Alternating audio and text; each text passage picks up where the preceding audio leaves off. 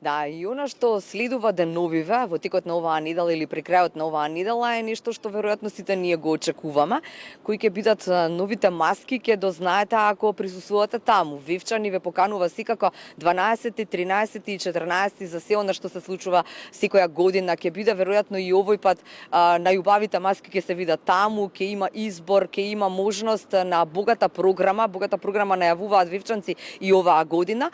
Пред онаа пресконференција која што ќе се случи денеска во 11 часот, Александра Вилковска од делот организација нели на Вевчанскиот карнавал е овде заедно со нас во центарот на Скопје да ни каже што ќе се случува во Вевчани. Добро утро. Благодарам за поканата во вашата утринска програма. Како и секоја година, традиционално и оваа година го подготвуваме веќе во финална фаза на подготовка е Вевчанскиот карневал, традиција која многу векови обстојува и се надградува во Вевчани.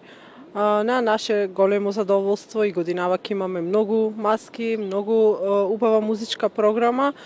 Во делот на маските, односно традиционалниот дел, најмногу се задолжени василичарските друштва на Горна и Долна Мало, а во однос на музичкиот дел, односно музичките концерти, заедно со организаторите, обезбедивме многу квалитетна и богата музичка програма.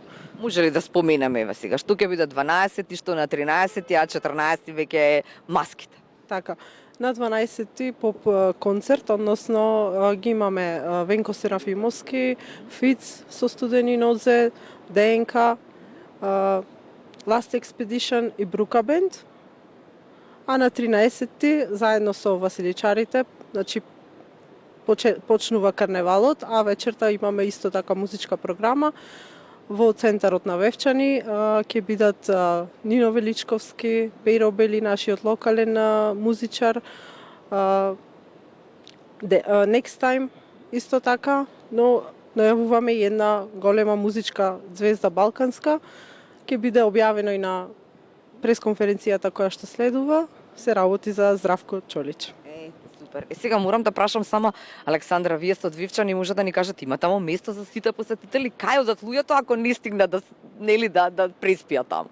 Ако не стигнат да преспијат во Вевчани, бидејќи нормално сместувачките капацитети се ограничени, мало место е, во Струга, во Охрид, во околните места сигурно ќе најдат соба слободна за престој и од тука блиско име и можат слободно да дојдат и да уживаат во карневалските манифестации. Така е, да. Како човек од Вивчани, се сеќавате веројатно на куп години, еден тон години нели поминати таму.